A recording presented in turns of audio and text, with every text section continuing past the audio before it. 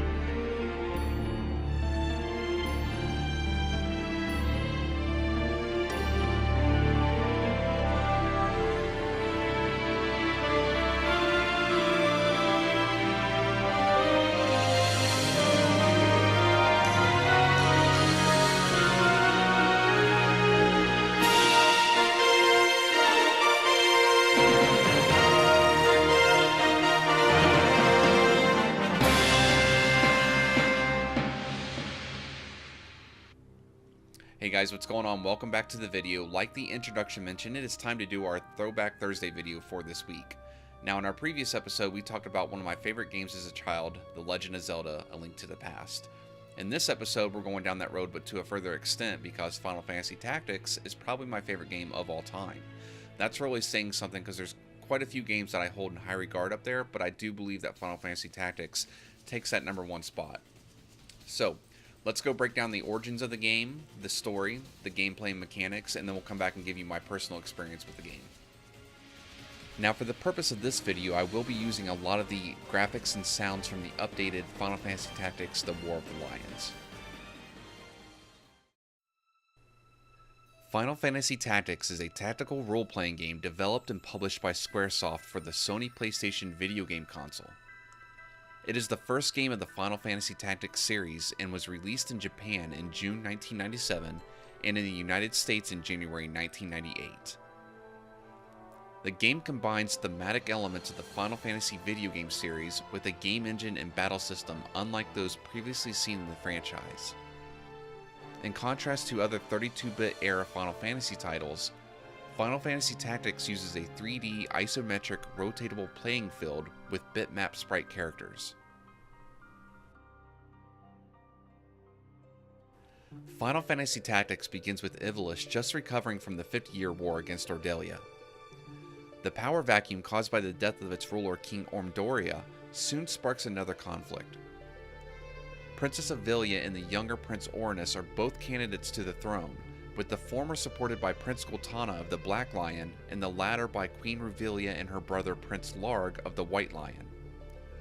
This erupts into a full-scale war known as the Lion War, with either side using whatever means possible to secure their place in the throne. This includes bearing an illegitimate child, killing other possible heirs, betrayal, assassination, and false identities. Throughout the game, nobles regard commoners and peasants as animals, and many commoners try to take revenge on the nobles who abandoned them after the 50-year war. Most join the so-called Death Corps to fight against the nobles' soldiers, and many die in vain. Ramza, part of the noble Bio family of knights, and Delita, his childhood friend, who is an ordinary commoner, are witnesses to this phenomenon. Events such as meeting an arrogant noble named Algus, as well as the negligent killing of Delita's sister Teta during the uprising, caused Delita and Ramza to abandon their ties to the nobility, both going their separate ways. Ramza joins a mercenary group led by Gafgarian, who protects Princess Ovilia from being hunted by both sides. Delita joins Prince Gultana's forces to rise up through the ranks and gain control over his own destiny. Ramza and Delita are reunited when Gafgarian attempts to take Ovilia to Prince Larg, though this proves futile. Agrias suggests visiting Cardinal, aka Draclau, of the Glabados Church to protect Ovilia, while Delita continues to work in the shadows, working with multiple sides to realize his ambitions. Along the way to Lionel Castle, Ramza meets Mustadio, a machinist in possession of a holy relic called the Zodiac Stone. Hunted by a trading company for the power it contains, Mustadio also seeks Draclau's intervention. However, soon after the encounter with the Cardinal Draclau, Ramza discovers that an elaborate plot was set by the Glabados Church. In their desire to control Ivalis, the Church, particularly High Priest Marge Funeral, uses the legend of the so-called Holy Zodiac Braves to gather the Zodiac Stones and fuels the Lion War between Larg and Gotana.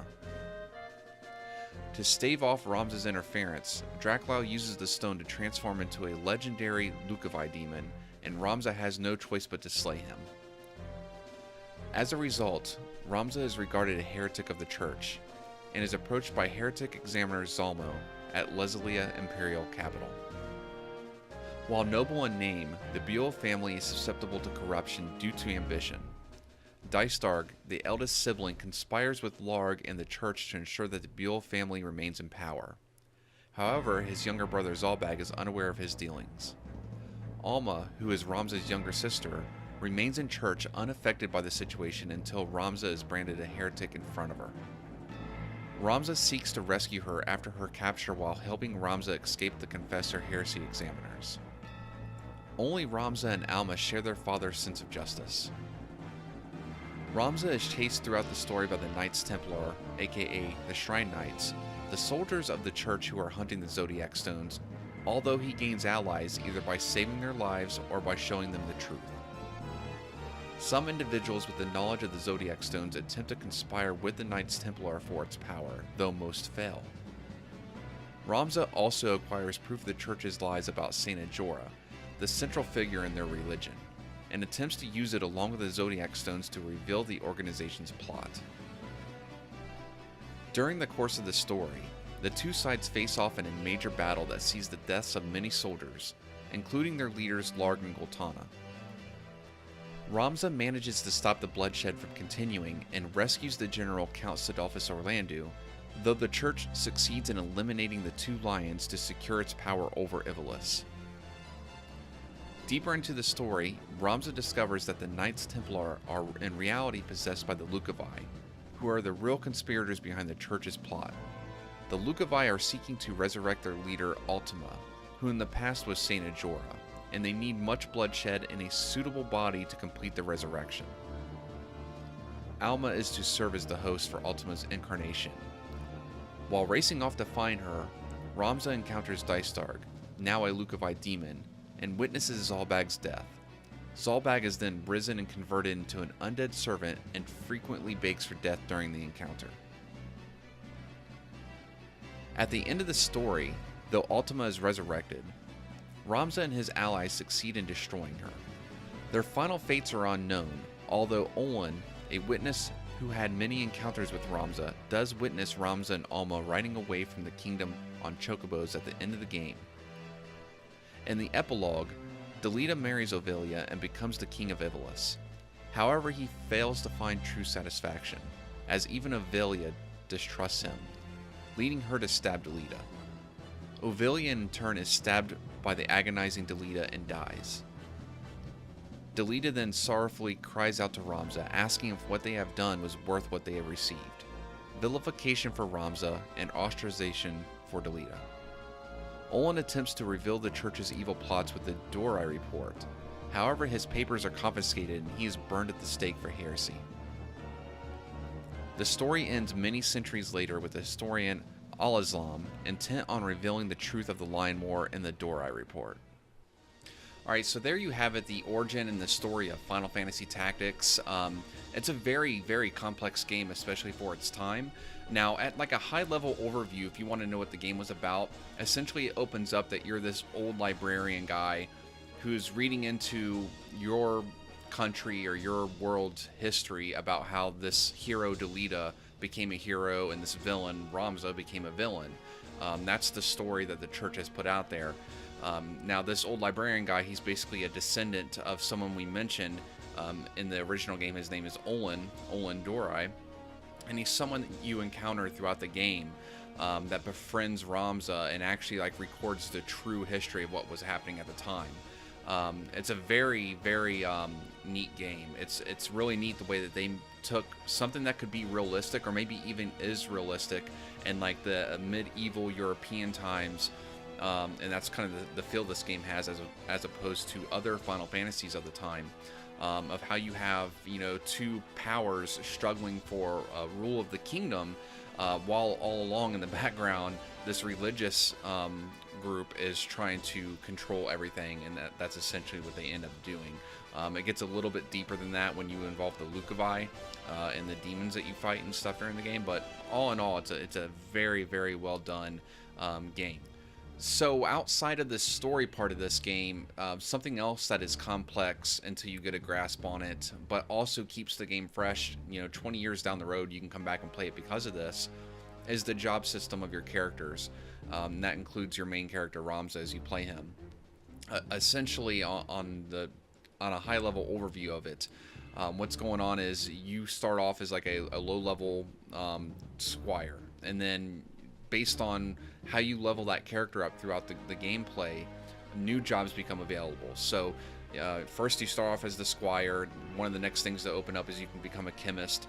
Once you've leveled up each individual job to a certain level, the combinations of the jobs that you've played will open up new ones. Like the chemist will lead you to be able to be a black mage or a white mage. And then say if you go the black mage route first, the more you level that up, you can become, you know, some type of job that does more of a damage dealing aspect, such as maybe like a summoner or something, as to where, like, if you stayed on the squire route and then maybe became a knight, then you can open up a lancer class. So it's very very unique, very complex, but it's one of the best parts of the game.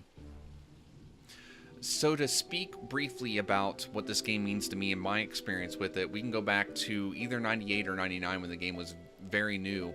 I walked over to my friend's house, and you guys know him very well if you're around this channel. He's my partner on the Gallows Inn Tavern Talk channel. His name's Screen Tapper. Walked over to his house. He was over there with a mutual friend of ours, and they were playing this game, and I kind of walked in their room in the middle of them playing it, so I didn't know what was going on. But I distinctly remember seeing him control the Black Mage character with the blue overcoat and the witch's hat and stuff that we're used to from the other Final Fantasies. And I sat down and watched him play it, and it was very compelling. Like, without him telling me anything about the game, like, I was immediately drawn in watching him, like, cast these magical spells and the way the game flowed, and it was like a chessboard game as opposed to the, you know, the more real-time strategy games that we were used to at the time. Or turn-based strategy games, at least. The tactical RPG quickly became my favorite go-to. The way that it's essentially a 3D, more elemental chess game. So if you're into the strategy games, it's by far, I would consider it the gold standard in strategy tactical games. So for the next couple years, I didn't own the game. Something happened with it, and I could look into it and try to find out.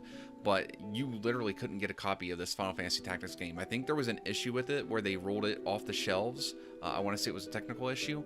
But for maybe a good year and a half, I was going to the video store. It wasn't Best Buy, or not. I'm sorry, it wasn't. The hell's the other one? Well, I don't remember the name of it. Jesus, they closed them all down, so I can't remember it now. What's the name of the video store? Blockbuster. That's the one, Blockbuster. It wasn't Blockbuster. It was actually a place called Hollywood Video that was up by us in Ohio. And I would literally rent this game for 1 week, go up there, renew it, and just keep renting it. And I was so addicted to this game during that one summer. I can't remember which one it was. I want to say it was either 99 or 2000.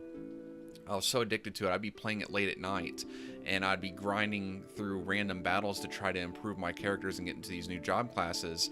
And I'd literally fall asleep during the enemy's turn. My grandmother would come in, bust in my room, and yell at me and tell me to turn the game off because I was sleeping, but I was sitting in my chair upright, sleeping, playing the game. So that's how intense this game is. I don't really know what else to say about it. Like I mentioned, it's my favorite game of all time. I put it right up there. This World of Warcraft, probably a 1-2 punch for my favorite games all time. If you've never played it, I highly suggest it. You got methods that you can get out there and play it right now. I personally, I own it on PS3, own it on PS4 because it's available. Actually, is it on? I don't know if it's on PS4. It's definitely on the PS3. I don't think it's on PS4 yet. Anyways, it's on the Sony store. You can check which consoles it's available on. It's also on iOS and Android if you want to play the new updated version of the game. Now, there's some pros and cons to that. Obviously, the new updated version of the game comes with all the new cutscenes and stuff, which you've seen some of them during this video. Obviously, it has actual voiceovers for the cutscenes, so all that's cool. Updated, new, rich sounds, all that's cool. The problem with it is they actually fixed the translations. So on the original Sony PlayStation release of this game, the translations were pretty bad. But the game was so good and I played it so much and it became such a history with me in the gameplay that anytime I try to play the War of the Lions, the new version that came out on PSP and is what's available on most of your resources now, seeing the new updated translations, the good, correct ones, it just doesn't feel like the same game. So if you never played it before, you probably want to go with the War of the Lions. If you have played it before and you're a fan of the game, you probably want to stick with playing a good old copy of just original Final Fantasy Tactics. So I think that's all there really is to say about it for right now. I want to try to keep the video a little bit short because I can talk about Final Fantasy Tactics all day, but I'm not going to. We're going to cut it. We're going to end this video. Make sure that if you enjoyed the video to give it a thumbs up. If you haven't already done so, make sure to subscribe and turn on notifications so that you get alerted every time we go live or whenever we upload new content.